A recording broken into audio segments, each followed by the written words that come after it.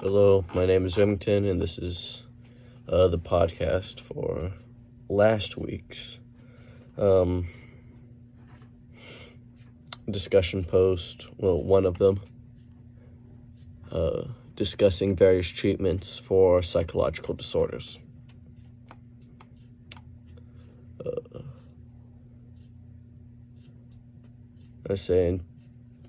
In today's podcast, we'll explore therapy methods, medication, and alternative approaches to treating disorders like anxiety, depression, bipolar disorder, and more.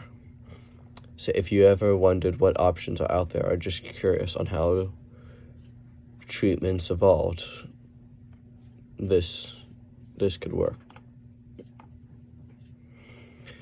The first main choice is psychotherapy. Often referred to as talk therapy, this is one of the most common and evidence-based approaches to psychological disorders.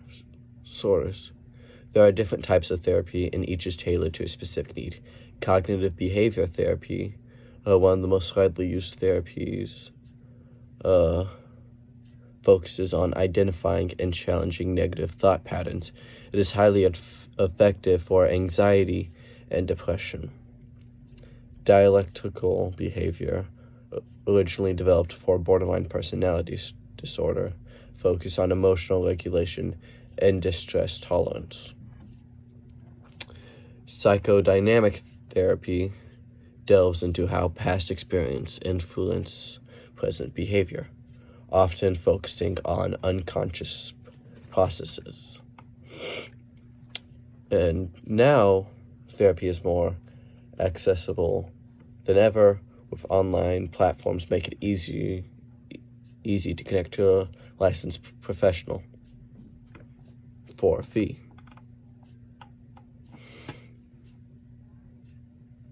Now, let's talk about medication. While therapy may address the root of psychological issues, medication often helps manage the symptoms. Here's a breakdown of the most commonly prescribed types. Antidepressants are used for, depression and anxiety disorders.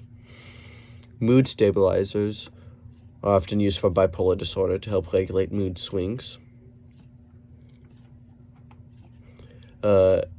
Antipsychotics are often used for disorders like schizophrenia and severe bipolar episodes. Anti-anxiety medication is very self-explanatory. Short-term relief for acute anxiety, although these are typically not a first-line treatment due to risk of dependency. So it is crucial to remember that medication is not a one-size-fits-all and often works best in combination with therapy and should be monitored by psychiatrists. Alternative and emerging treatments that go beyond therapy and medication that are gaining popularity are lifestyle changes like exercise, sleep, hygiene, and a balanced diet are often underestimated but play a huge mental role. Mindfulness and meditation are a popular one, and evidence shows that mindfulness-based practices can reduce symptoms of anxiety and depression. Ketamine therapy and psychedelics, ketamine and other substances like it, are being studied for treatment-resistant depression and are showing promising results. Electroconvulsive therapy, though it carries a stigma around it, it can be life-saving for severe depression. And these alternatives are especially helpful when traditional methods don't work and for people who can't afford the traditional methods. But what's most important is treatment is not personalized. Like I said before, it is not one size fits all. What works for one person may not work for another. It is vital to collaborate with healthcare providers to find the best approach for you and your loved ones. Additionally, mental health advocacy is breaking down barriers to treatment access, but the stigma still exists. You can normalize the conversation around mental health by seeking help yourself.